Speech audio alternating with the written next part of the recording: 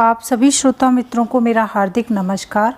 आइए आज मैं सुनाने जा रही हूँ जयशंकर प्रसाद जी की कहानी नूरी। तो सुनते हैं कहानी नूरी।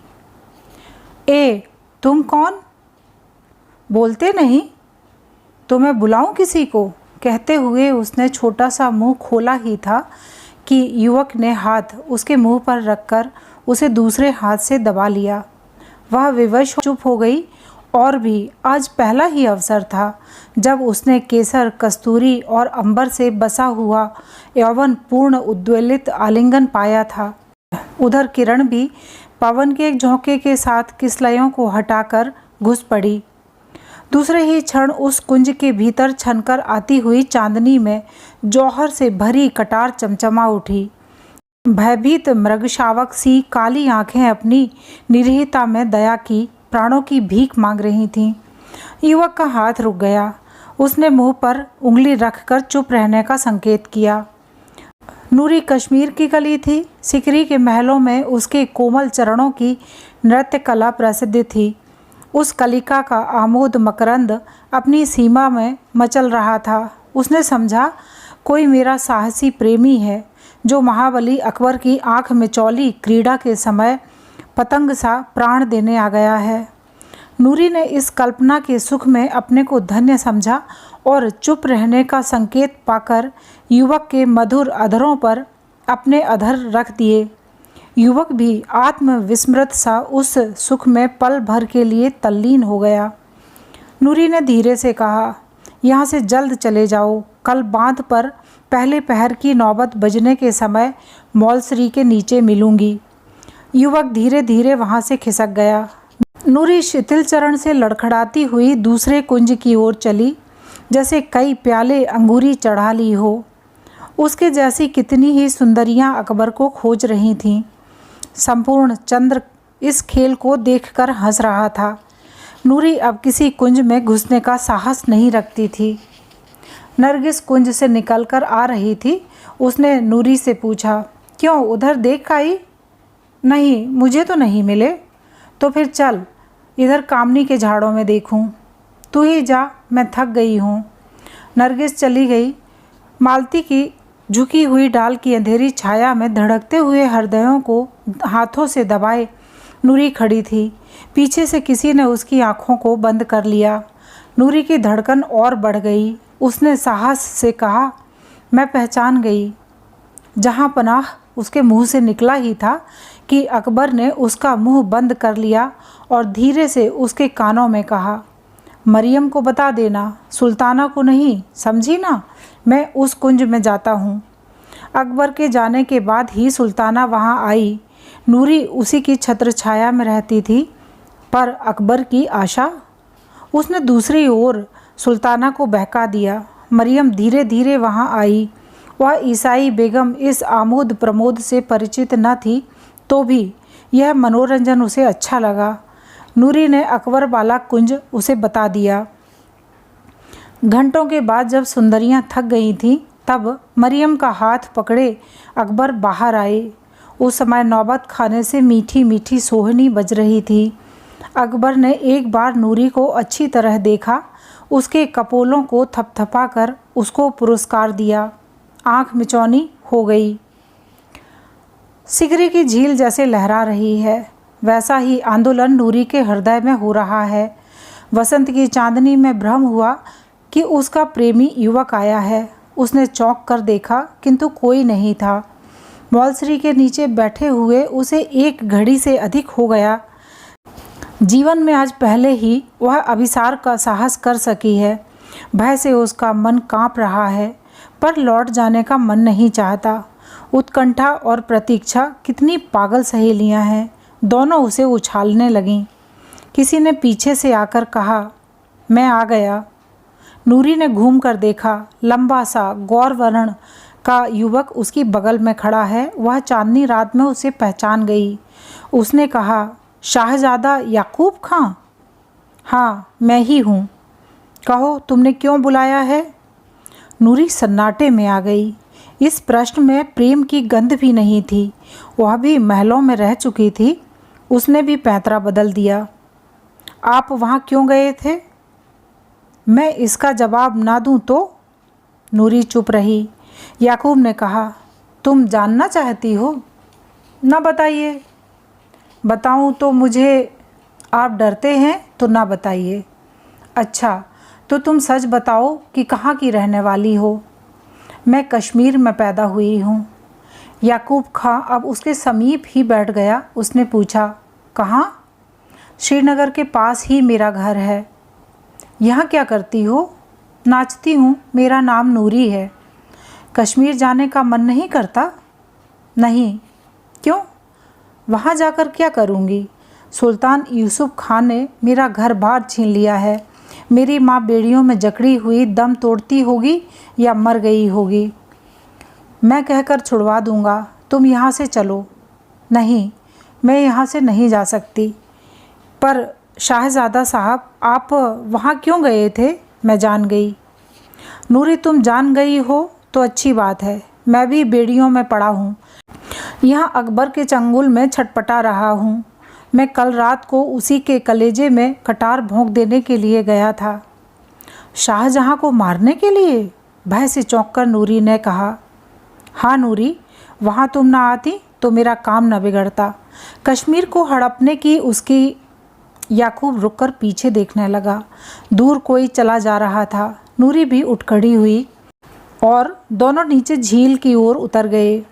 जल के किनारे बैठकर नूरी ने कहा, अब ऐसा ना करना।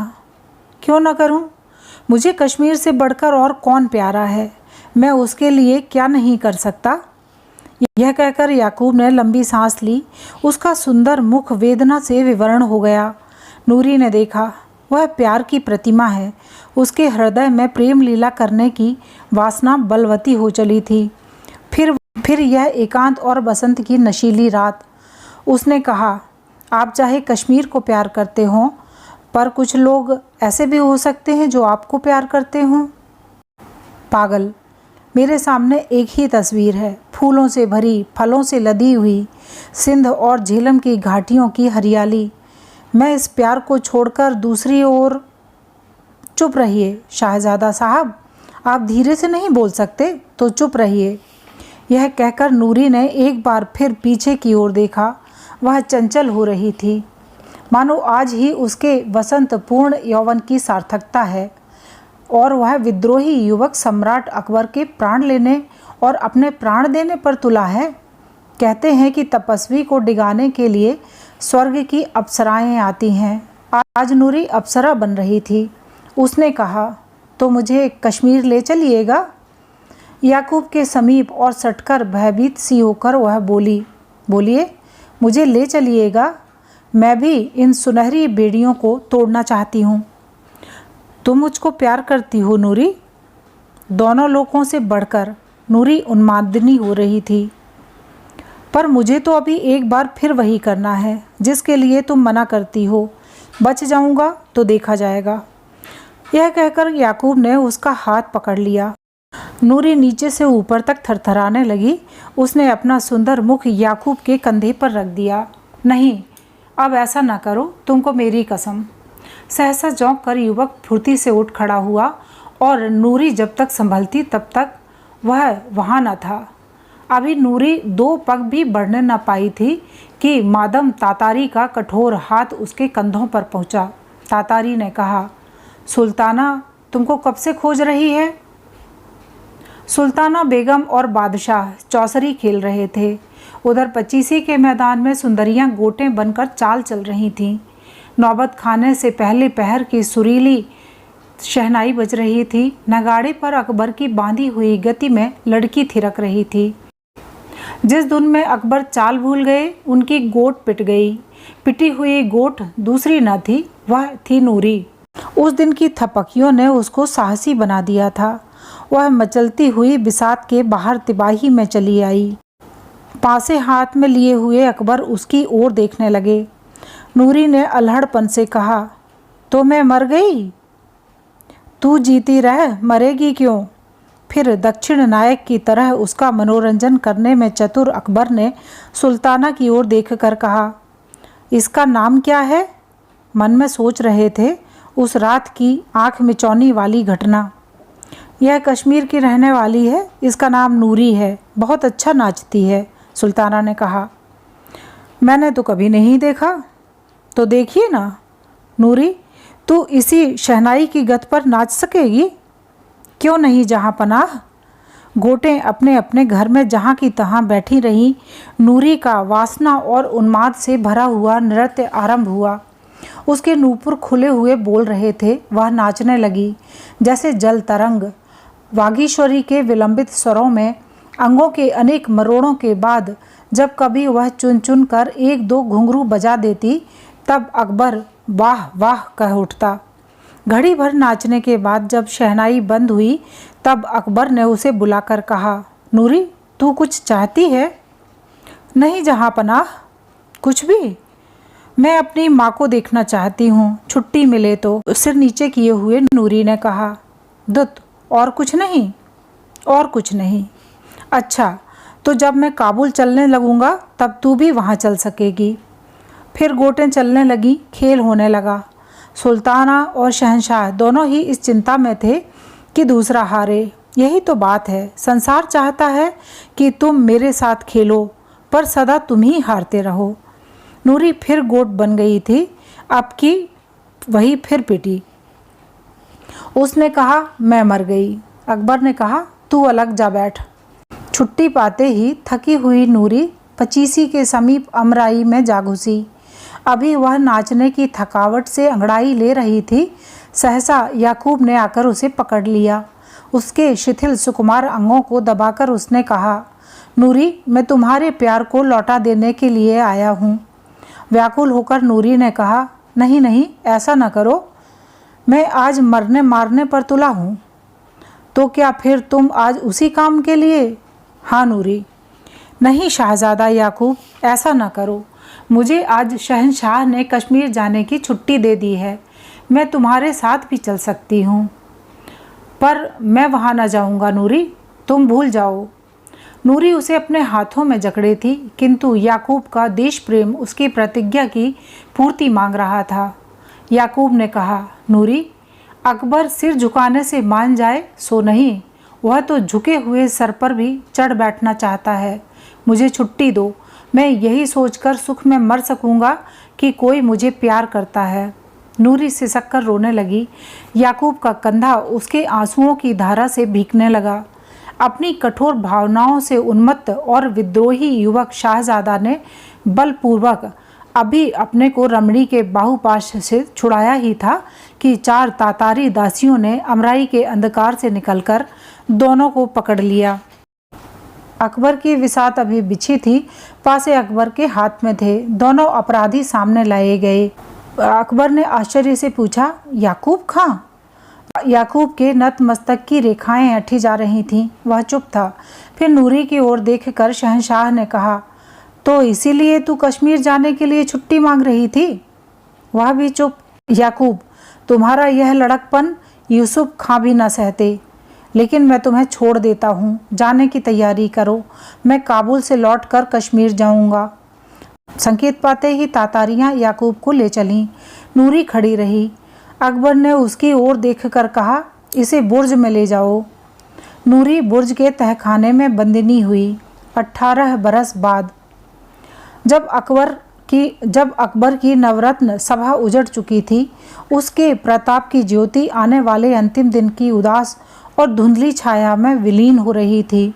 हिंदू और मुस्लिम एकता का उत्साह शीतल हो रहा था। तब अकबर को अपने पुत्र सलीम से भी भय उत्पन्न हुआ। सलीम ने अपनी स्वतंत्रता की घोषणा की थी, इसीलिए पिता पुत्र में मेल होने पर भी आगरा में रहने के लिए सलीम को जगह नहीं थी। उसने दुखी होकर अपनी जन्मभूमि में रहने की आज्ञा मांगी। सलीम फतेहपुर सीकरी आया। मुगल साम्राज्य का वह अलौकिक इंद्रजाल, अकबर की यौवन निशा का सुनहरा स्वप्न, सीकरी का महल पथरीली चट्टानों पर बिखरा पड़ा था। इतना आकस्मिक उत्थान और पतन, जहाँ एक विश्वजनित धर्म की उत्पत्ति की सूचना हुई, जहाँ उस धर्मांधता के युग में एक छत के नीचे ईसाई, पारसी, जैन, इस्लाम और हिंदूवादी धर्मों का वाद विवाद हो रहा था, वहाँ संत सलीम की समाधि थी। जहाँ शाह सलीम का जन्म हुआ था।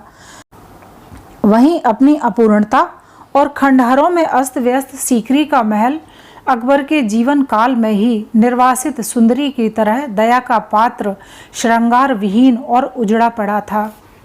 अभी तक अकबर के शून्य शयन मंदिर में विक्रमादित्य के नव रत्नों का छायापूर्ण अभिनय चल रहा था। अभी तक सराय में कोई यात्री संत की समाधि का दर्शन करने को आता ही रहता। अभी तक बुर्जों के तहखानों में कैदियों का अभाव न था। सीकरी की दशा देखकर सलीम का हृदय व्यथित हो उठा। अपूर्ण शिल्प बिलख रहे थे, गिरे हुए कंगूरे चरणों में लौट रहे थे। अपनी माता के महल में जाकर सलीम भर पेट रोया।